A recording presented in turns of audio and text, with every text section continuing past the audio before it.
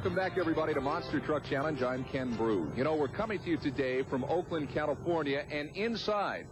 And an indoor track requires lightning-quick reflexes off the line. I mean, reaction time off the start line is everything when you get inside. The Monster drivers call it cutting a good light.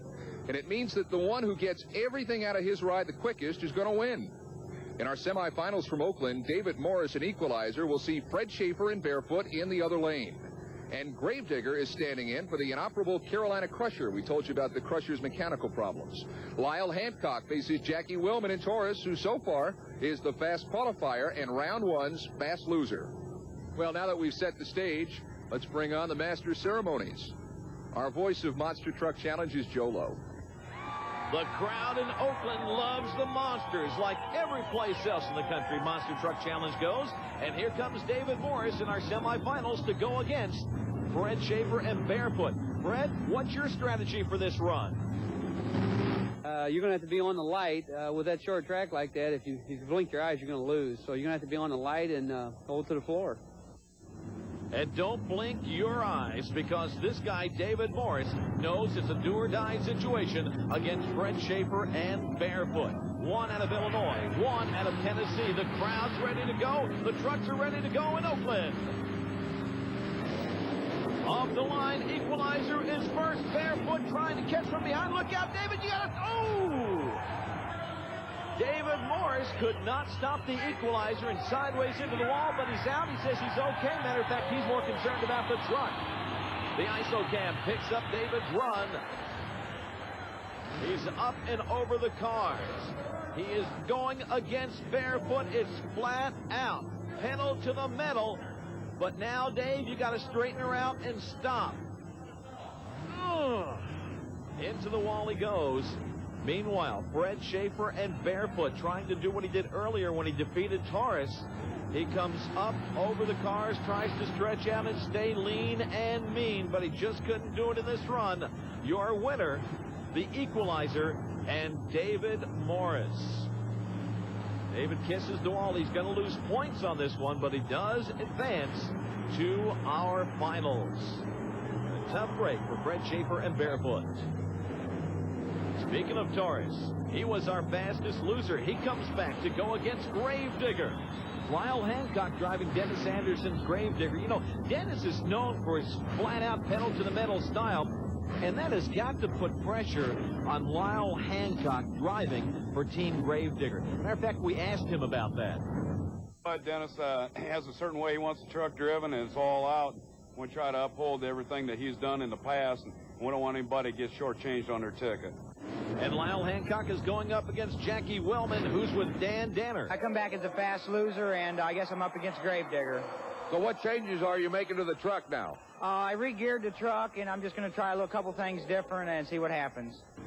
They're staged and set to go. Side by side, Taurus and Digger. Digger cannot get things going. Jackie Willman sweeps them. Taurus does not have a bit of problem on the line, and Digger just sits there and spins and spins and spins and can't get going.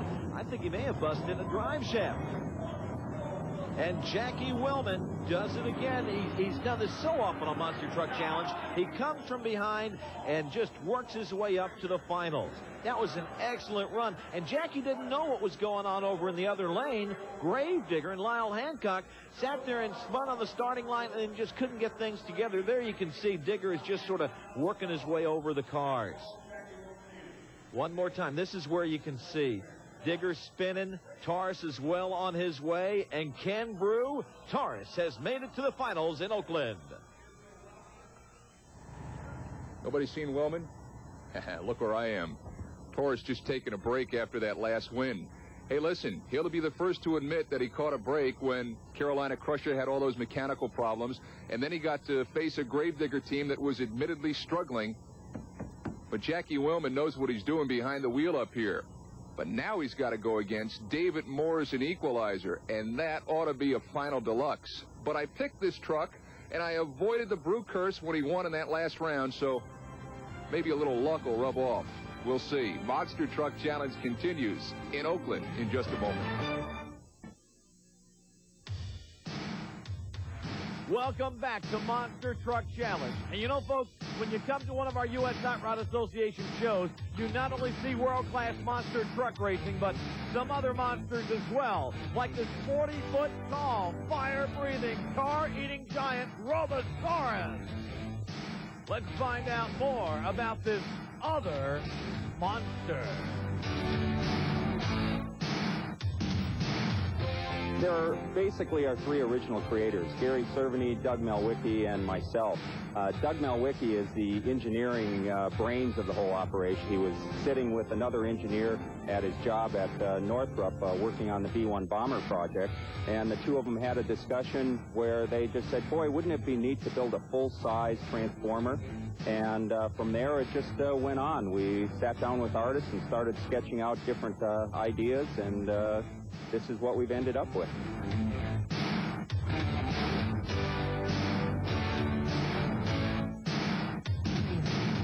Robosaurus is an amazing creature. It took over 2 years to put Robosaurus together and a little over $2.1 million. He has 34 hydraulic rams. He's run by a 440-horse twin-turbocharged Cummins diesel engine. And with all that power, he can do pretty much anything he wants.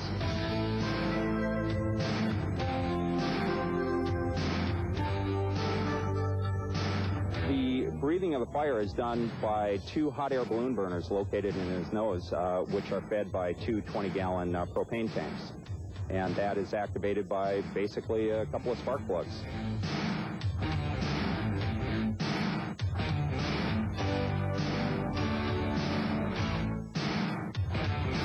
He's really a pussycat as long as you keep him fed right. We like to feed him large, full-size cars. We used to try some smaller import cars, but he'd be hungry again an hour later.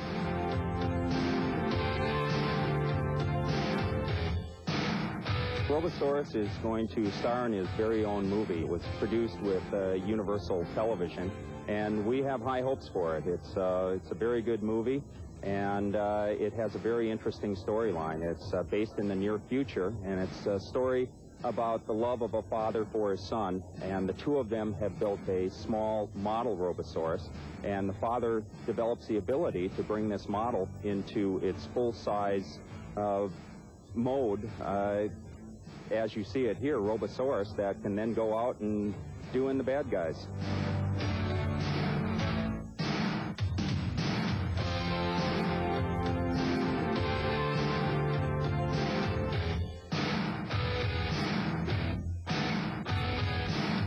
Coming up on Monster Truck Challenge, the final showdown after these messages.